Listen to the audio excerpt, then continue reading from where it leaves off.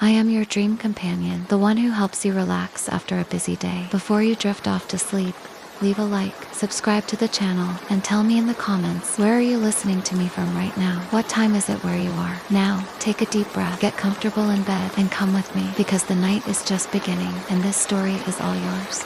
It was almost bedtime. The clock on the wall ticked softly, reading 9:47 p.m. when the father gently pushed open the door to his son's room. The dim light from the bedside lamp cast long, eerie shadows across the floor, stretching over scattered toys and the edge of the blanket where his 7-year-old boy lay waiting. It was a nightly ritual, one they never missed.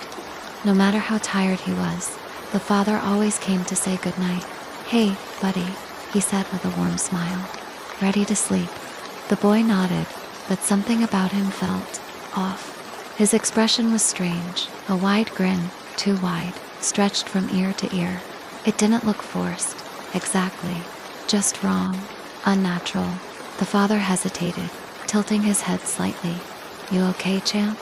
The boy nodded again, that same frozen smile never faltering. Then, in a small, almost playful voice, he said, "Daddy, can you check for monsters under my bed?" The father chuckled softly. "Monsters? You're getting too old for that, aren't you?" he said, kneeling down anyway. He didn't want to ruin their routine. The wooden floor creaked under his knees as he bent forward. He grabbed the edge of the blanket and lifted it slowly, letting the dim light spill beneath the bed. And then he froze. His breath caught in his throat.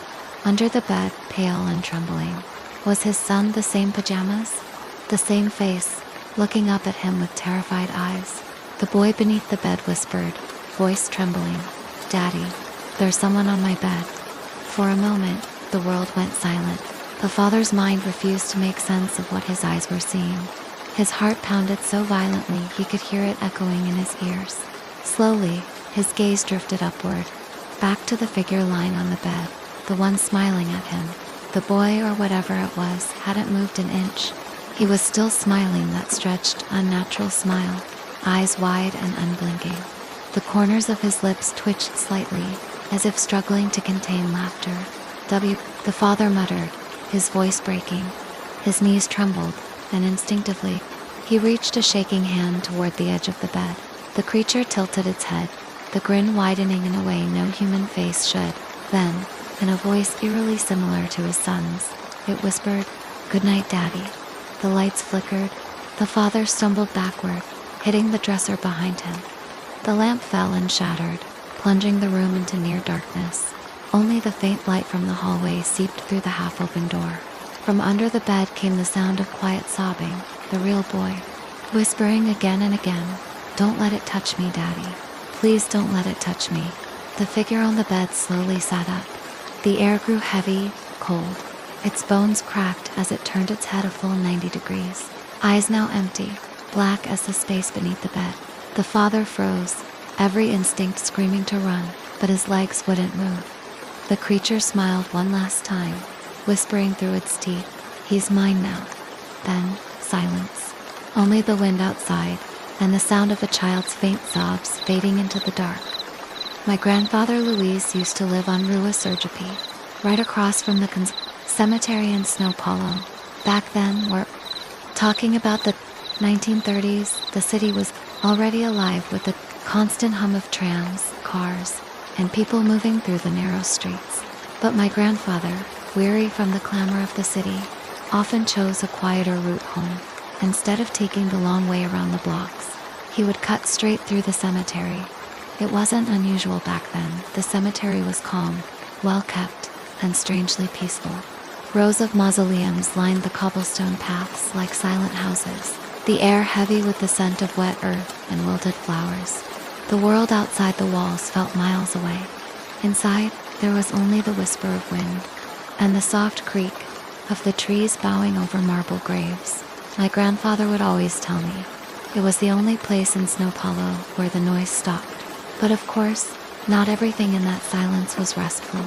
He told me that many of his stories, and he had dozens, began in those walks through the city, of the lying down, as he called it. Some were born from real encounters, others from whispers passed down among gravediggers and street vendors. And some, I think, were inventions of his mind, stories he created, just to see the spark of fear in the eyes of whoever was listening. Still, whenever he told them, he made them real. His tone would drop, his gaze would drift somewhere far away, and the line between memory and imagination would blur until no one could tell the difference. One night, as I sat by his old wooden chair listening to the soft creak of the floorboards beneath him, he began one of those stories, one that I never forgot. He leaned back, cleared his throat, and said, "There I was, crossing the cemetery alone after dark, trying to take a shortcut home. The moon was full that night, pale and cold, washing over the graves like frost. Every step I took echoed in the silence. I tried not to look at the names carved into the stones, afraid that one might look back." He chuckled when he said that, but even in his old age, there was something in his voice, something that made me believe he wasn't joking entirely. Greater than, I remember thinking, he continued, how strange it is to walk through a city of the dead while being alive, feeling like an intruder in someone else's neighborhood. The wind was picking up, he said, whistling through the rows of tunes. His shadow, stretched and thin, danced on the cracked pathway. He pulled his coat tighter, his footsteps quickening just a little. Then, he noticed it. At first, he said, I thought it was the moon playing tricks on me. But when I looked up, I saw a shape moving ahead, a man, a tall figure walking in the same direction as me. The figure's pace matched his own. Whenever my grandfather slowed down, so did the man. When he sped up, the silhouette did too. It wasn't close enough to see clearly, just far enough that the movement seemed unnatural, like a shadow detached from the world. I remember thinking, finally, someone else is crossing tonight. Maybe I won't be so alone. So, relieved, he called out, "Good evening, sir." No answer, only the sound of footsteps, 2 sets now, echoing in perfect rhythm through the quiet cemetery. He tried again, louder this time. "Hey there, late night for a walk?" Huh, still nothing. The man's head didn't turn, his steps never broke rhythm. That's when the unease began to creep in. The moonlight, bright as it was, seemed unable to touch the man. His outline was visible, yes, but flat, like a dark cutout against the world. My grandfather could hear the crunch of gravel beneath the man's boots, yet saw no shadow cast beside him. It was like the ground accepted his sound, but not his shape. My grandfather laughed when he said it, but the tremor in his voice betrayed him. He decided then that it was better to walk faster, to reach the gates and the glow of the street lamps beyond. But as he quickened his steps, so did the stranger behind him. The rhythm grew louder, closer, until, finally, the two were side by side. When he caught up, my grandfather said, I could feel my heart beating in my throat. I didn't dare look right away, but something in me, that stupid human curiosity, made me turn my head. The man was there, his face faintly visible under the moonlight, pale, expressionless eyes fixed forward. And so, to calm his nerves, my grandfather tried to make conversation. I'm glad you caught up, I said. I hate walking through here alone at night. The man turned his head slowly toward him, lips curling into a thin, almost polite smile. Then he answered, in a voice low and hollow as the grave. So did I when I was alive. I hated walking here alone too. For a moment, my grandfather said, his body refused to move. The words hung in the cold night air, almost visible, as if they had shape and weight. When I was alive, they echoed through him like the chime of a cracked bell. He turned his head sharply, searching the stranger's face again, but in the pale moonlight, it seemed different now. The man's skin was drained of all color, his lips faintly blue. His clothes, once appearing like an old overcoat, looked tattered and wet, as though he had walked through rain that never touched the living world. I wanted to think he was joking, my grandfather told me, his hands trembling as he spoke. But his eyes, they didn't blink. They just stared straight ahead. A chill swept through him, and the air suddenly felt heavier, colder. The cemetery, once quiet, began to murmur in soft whispers, the wind moving through dry flowers, the faint creak of gates shifting. He forced a laugh, hoping the sound of his own voice would drown out the fear rising in his chest. Good one, friend, he said. You almost got me there. but the man didn't reply. They continued walking side by side. Gravel crunched beneath their feet in perfect synchronization until my grandfather noticed something else. With each step, the sound of his own footsteps seemed to fade. Soon, there was only one set echoing against the stone. He stopped walking. The other man did not. The figure kept moving forward, slow and steady, until he passed a narrow path between two mausoleums. And then, without sound, without motion, without even a shadow, he was gone, just like that. The moonlight, bright as it was, seemed unable to touch the man. His outline was visible, yes, but flat, like a dark cutout against the world. My grandfather could hear the crunch of gravel beneath the man's boots, yet saw no shadow cast beside him. It was like the ground accepted his sound, but not his shape. My grandfather laughed when he said it, but the tremor in his voice betrayed him. He decided then that it was better to walk faster, to reach the gates and the glow of the street lamps beyond. But as he quickened his steps, so did the stranger behind him. The rhythm grew louder, closer, until, finally, the two were side by side.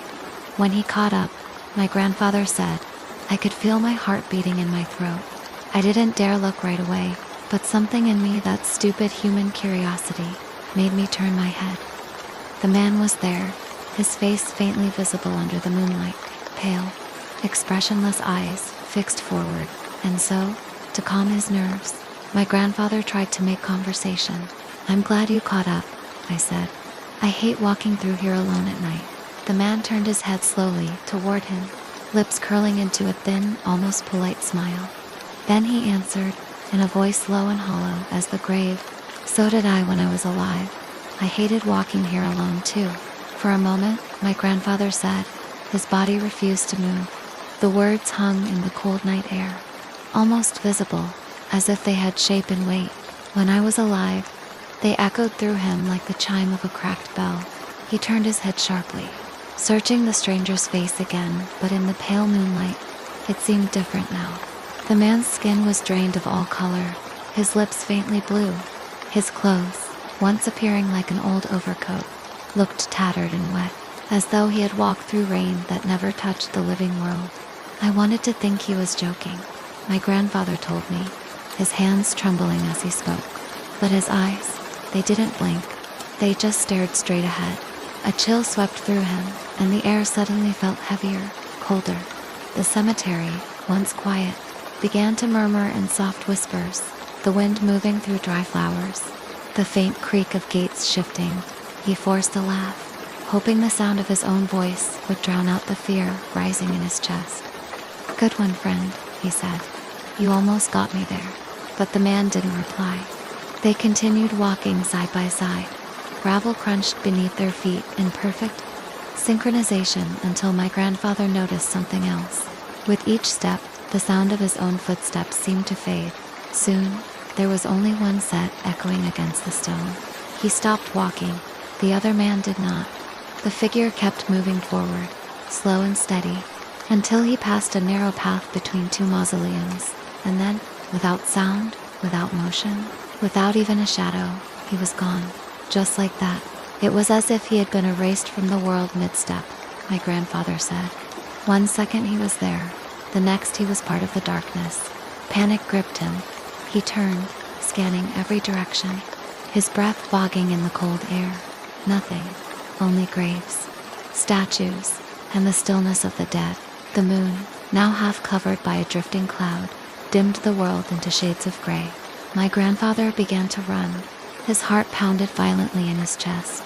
Every few seconds, he swore he heard a second pair of footsteps again, faint, behind him, always matching his pace. He didn't look back. He couldn't. The gate was just ahead, he said. I could see the lamps outside flickering. The living world, so close I could almost touch it.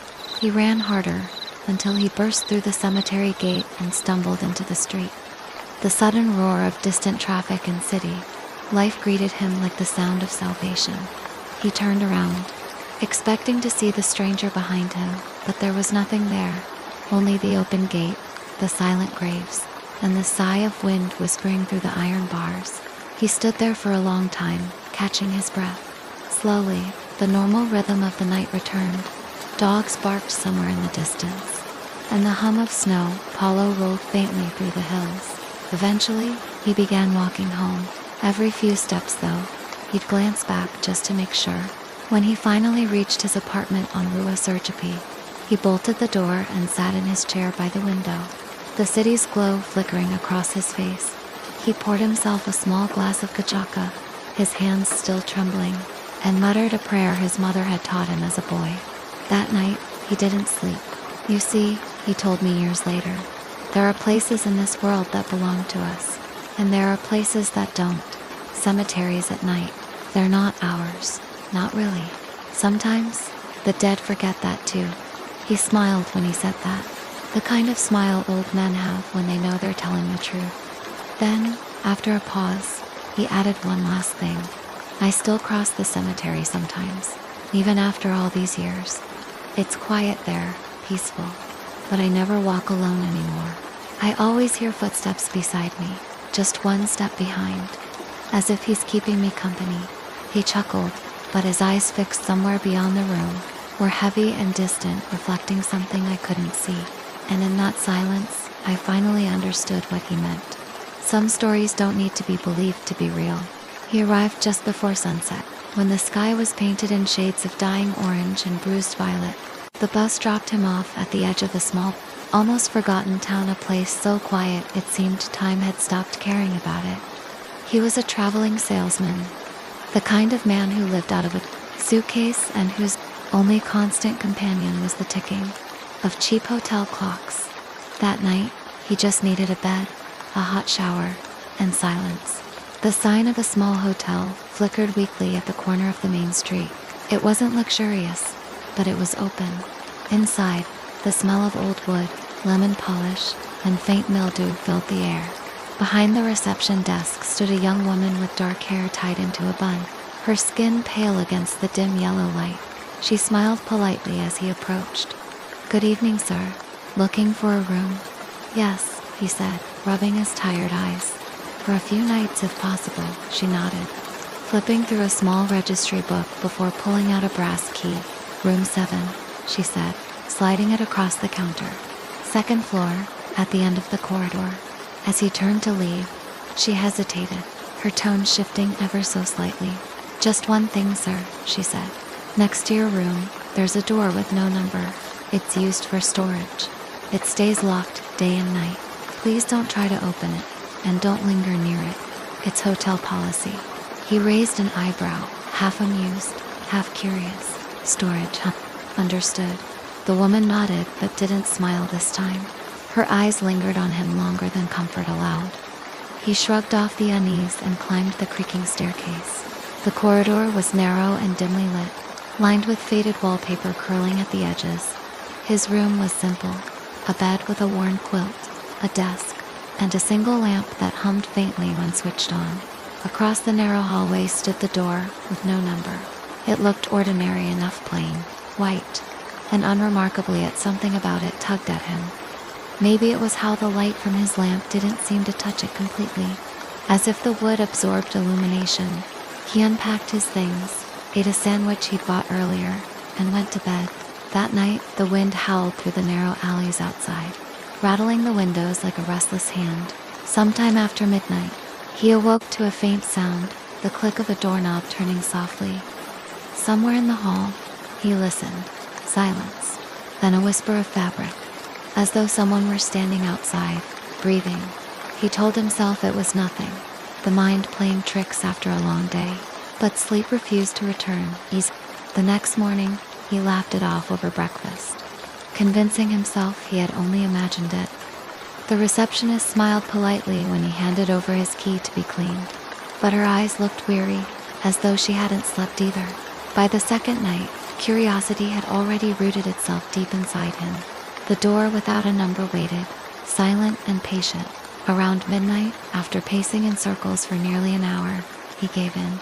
Quietly, he stepped into the corridor, the wooden floor groaning under his feet. He approached the door and tried the handle. It didn't move. It was indeed locked, just as she'd said. But his curiosity refused to stop there. He crouched down and peered through the keyhole. What he saw made his pulse quicken, not from fear, but confusion. It was just another room, almost identical to his own.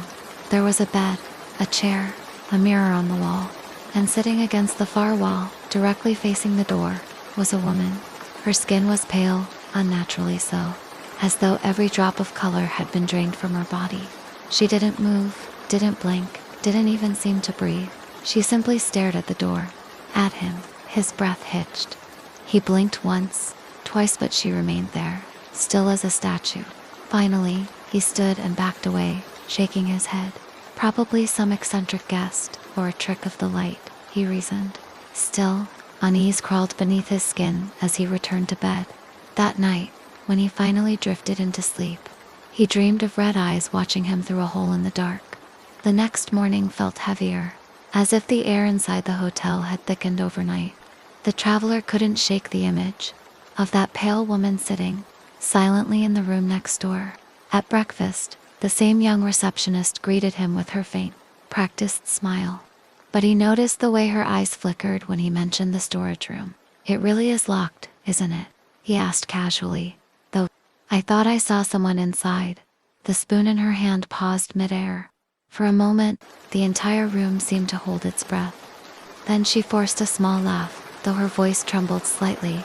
"You must have seen your reflection. The keyhole glass can play tricks when the lights are low." He smiled politely, pretending to believe her, but her hands were shaking. He didn't ask anything else. By the time the evening shadows stretched across the wooden floors, curiosity had completely devoured any sense of caution he might have had.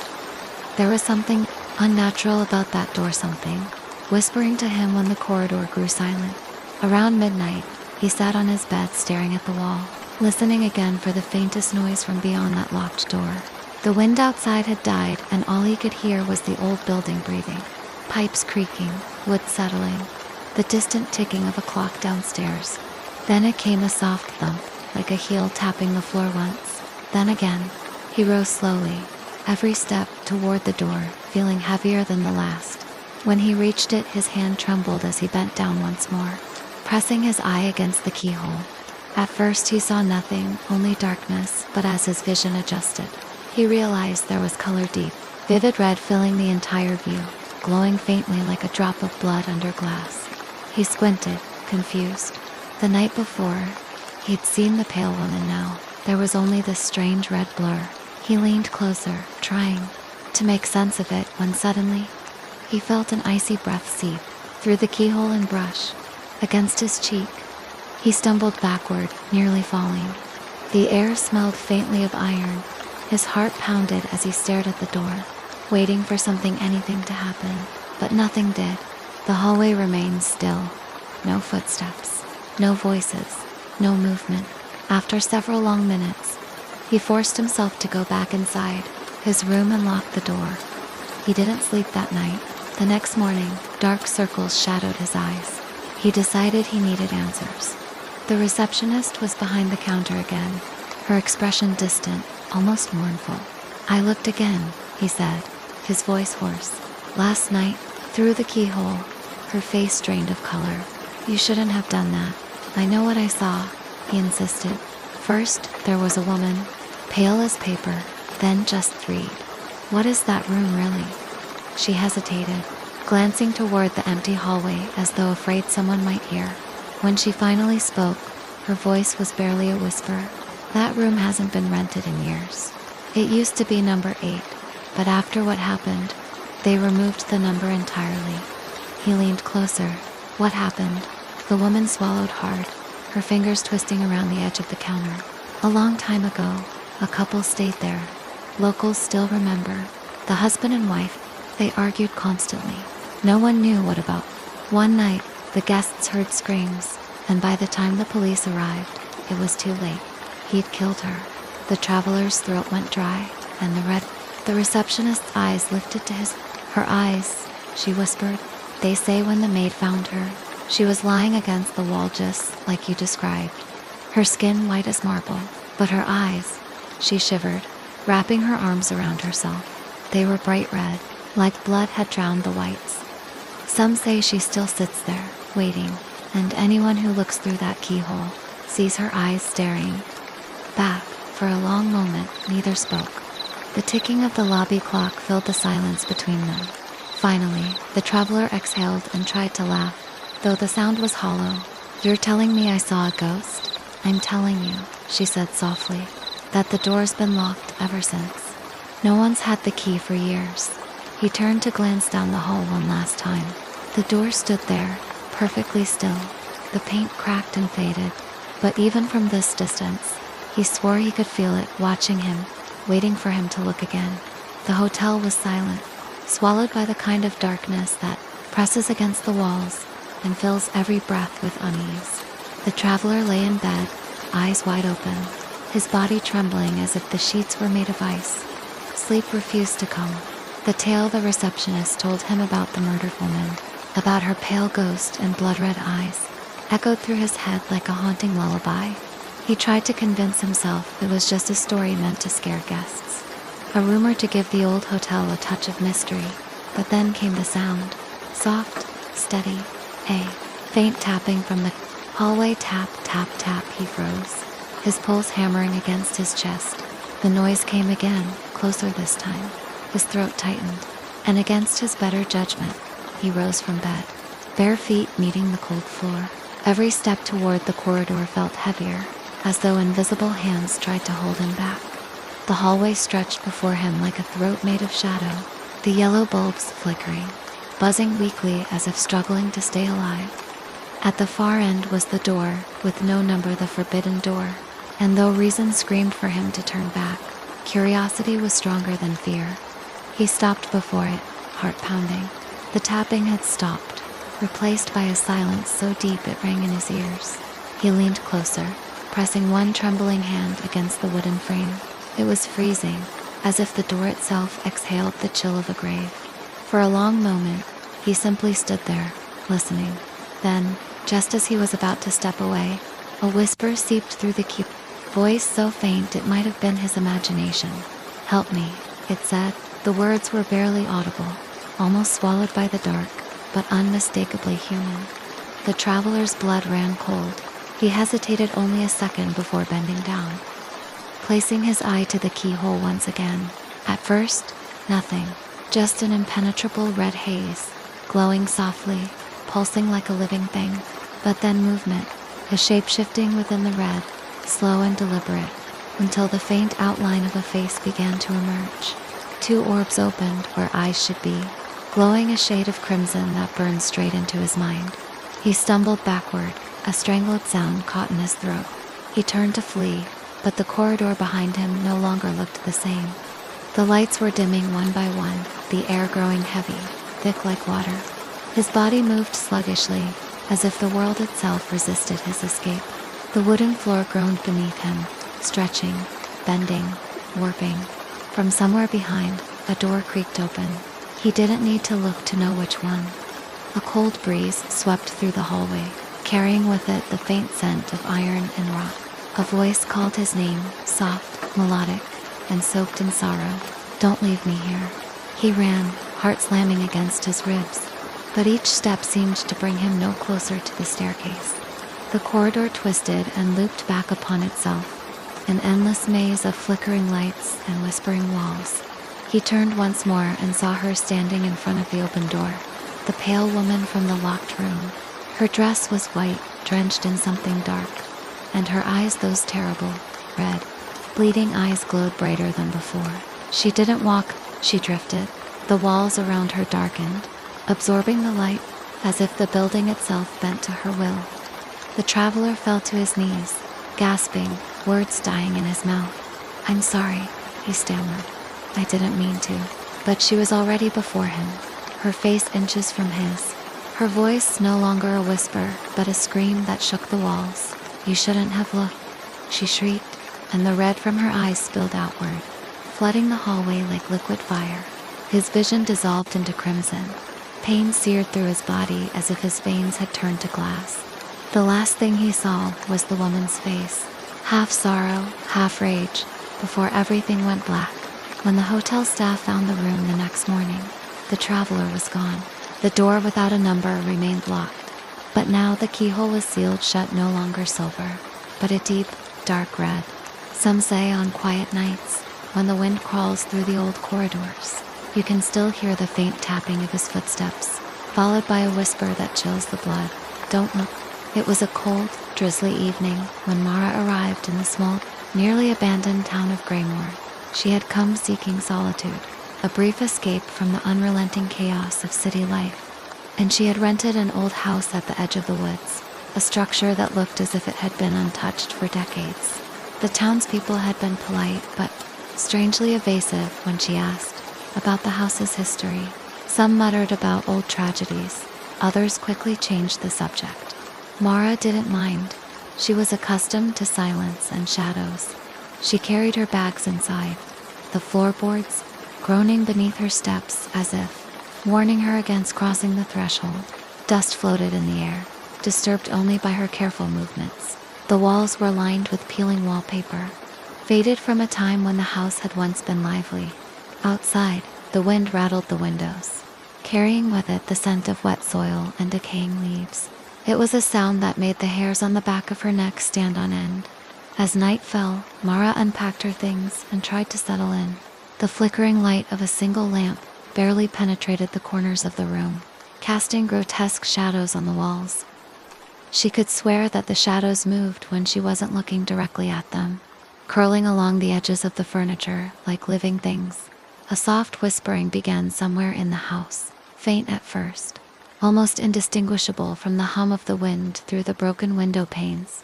Mara froze, straining to listen. The whispering was not a language she recognized, but it carried a distinct sense of malice, a hunger that made her stomach churn. She told herself it was the wind, or perhaps an animal trapped in the walls. She tried to laugh at the irrational fear rising in her chest, but the laugh caught in her throat as the whispers grew louder, forming words that were almost intelligible. Go, leave now. Determined not to succumb to fear, Mara explored the house. She wandered through the narrow corridors and the staircases that creaked with each step, her flashlight beam cutting through the darkness. Every door she opened revealed nothing but emptiness and dust, yet she felt eyes following her, unseen and oppressive. In the kitchen, the cupboards were slightly ajar, as if someone or something had been rifling through them moments before. Mara shook her head, telling herself it was her imagination. Then she heard it, the unmistakable sound of footsteps above her, slow and deliberate, pacing the floorboards of the second story. Her heart leaped. There was no one else in the house, and yet the sound was undeniable. She called out, her voice trembling. Hello, is someone there?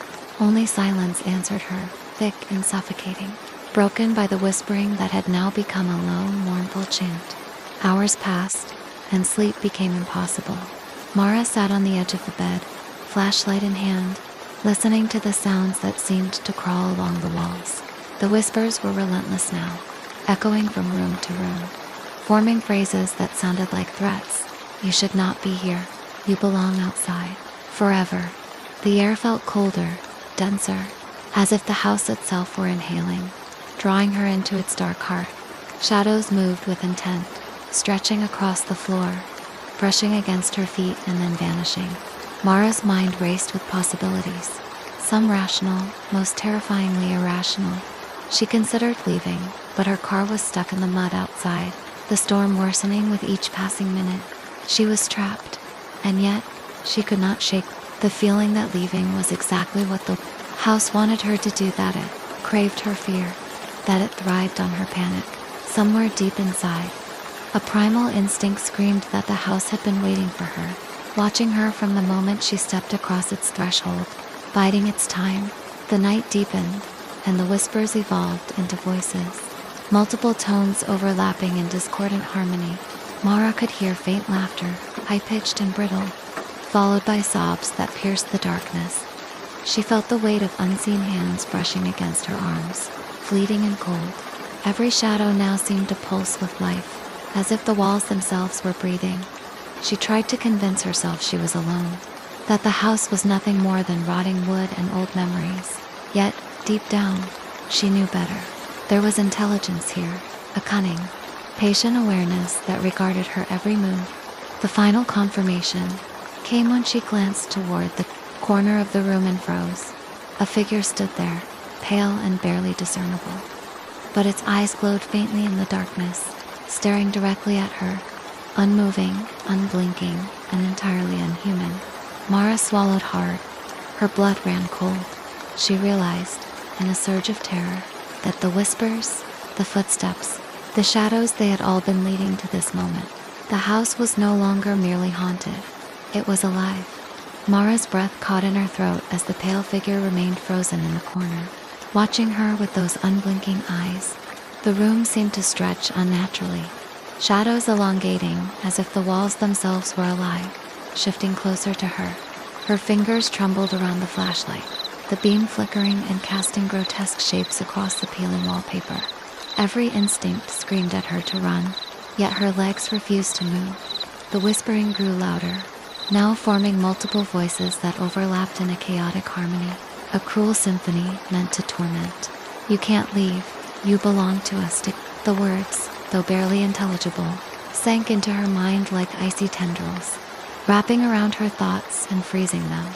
She tried to scream, but only a strained, hoarse whisper escaped. A sudden clatter came from upstairs, breaking her paralysis. Footsteps again, faster now, pounding across the floorboards above her. Mara's pulse raced. Her body felt heavy, as if the house itself was pressing down on her, pinning her in place. She stumbled toward the door, fumbling with the lock, but it wouldn't budge. Her hands were slick with sweat, and the whispers seemed to encircle her, echoing from every corner. The figure in the corner began to move, gliding silently across the floor with a grace that defied natural movement, its head tilted slightly, as though amused by her struggle. Mara's mind reeled. The house wasn't just haunted, it was a trap, designed to ensnare anyone who dared enter. Every horror story she had, dismissed as fiction, now pressed against her, reality with suffocating weight. Frantically, she tried to recall any details about the house, from the rental agreement or the townspeople's warnings, anything that might offer guidance. But the memories felt distant, clouded by the oppressive atmosphere. Then, a door she hadn't noticed before creaked open slightly, revealing a dimly lit hallway beyond. Against her better judgment, she stepped forward. The whispering shifted, following her, as if the house itself were breathing, alive and sentient. She felt the temperature drop, her breath forming small clouds in the cold air. Shadows danced along the walls, reaching toward her with elongated skeletal fingers. The hallway seemed endless, stretching farther than possible, every step echoing ominously behind her. A feeling of inevitability pressed against her chest. Something was waiting at the end of this path, something that had been anticipating her arrival. Her flashlight flickered, casting a final erratic beam onto the floor. Mara caught a glimpse of something moving just out of reach, a shadow that darted ahead and then vanished. She froze, straining her ears, only to hear a whisper directly behind her ear, cold and guttural. "You should never have come." She spun around, but the figure was gone. The door she had entered through had vanished, replaced by solid wall. Panic surged through her, raw and consuming. She was trapped. The house had claimed her as it had claimed others before her, feeding on fear and despair, thriving on the terror of those who dared to linger.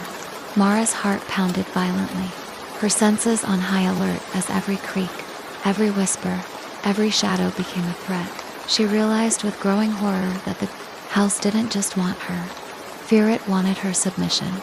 The whispers crescendoed into a deafening cacophony, and the pale figure reappeared at the far end of the hallway, closer now, its glowing eyes fixed on her. Mara's legs trembled as she forced herself to take another step forward. The hallway stretching infinitely before her, the air grew thicker, a suffocating presence that seemed to seep into her lungs, making each breath a laborious task. Shadows twisted along the walls, forming grotesque shapes that reached out as if to grab her. The whispers became coherent words, repeating her name over and over, a sinister lullaby that promised torment. "Mara, Mara, stay forever." Her flashlight flickered again, and in that brief moment of darkness, she saw dozens of pale faces staring at her from the walls, their mouths moving in silent screams. Her mind reeled. Panic clawed at her sanity as she realized the house was alive, feeding off her fear, amplifying it. She stumbled forward, heart hammering, sweat mingling with cold as the oppressive energy pressed down harder. The pale figure at the end of the hallway had grown taller, more defined, its eyes burning like coals in the darkness. Mara tried to speak, to demand it leave, but no. Words came out only a strangled gasp. Suddenly, the figure raised its arm, pointing toward a staircase, spiraling downward into darkness. Compelled by an instinct she could not resist, Mara descended, each step creaking ominously beneath her weight. The whispers followed her now, louder, almost chanting. As she reached the bottom, the air became frigid, her breath visible in the dim light, and she realized the basement was filled with objects that seemed impossibly old, relics of those who had come before her. Shadows moved independently of any light source, flickering and stretching in impossible directions. In the center of the room, a circle of candles illuminated a figure sitting cross-legged, chanting in a language Mara did not understand. Her stomach churned with dread as she recognized the pale figure from the hallway now, standing behind the seated figure. Guiding it, the chanting grew louder, and Mara felt an invisible force pressing her to her knees. The walls themselves seemed to pulse, as though the house's heartbeat synchronized with her own, hammering faster and faster until she felt dizzy and weak. She struggled to focus, her fear threatening to overwhelm her completely. A voice echoed from the seated figure, ancient and malevolent. "You cannot leave. You are ours now. Your fear nourishes us." Mara's mind raced for any escape. She remembered the old tales of houses feeding on the living, the warnings from townspeople who spoke of the cursed estate. The candlelight flickered, and she realized that the only way to survive was to confront the source. Summoning every ounce of courage, she shouted, "I am not yours." The chanting faltered, the pale figure recoiling slightly. Shadows shrieked in protest, lashing out like whips. She grabbed a heavy rusted candlestick from the floor and swung it at the figure, who vanished into smoke, leaving the circle of candles flickering alone. Mara felt the oppressive weight lift slightly, the whispers fading into indistinct murmurs. With trembling hands, she ran up the stairs, the hallways now appearing shorter, less distorted. The walls, once alive with grotesque faces, now seemed inert, as if the house had been wounded by her defiance. She flung open the front door and stumbled outside into the cold night air, gasping for the fresh breeze. The house loomed behind her, silent but still watching, as if marking her as a survivor, but not yet free of its influence. Mara understood then that the house had released her, but only partially. It remained, waiting for the next soul to wander too close.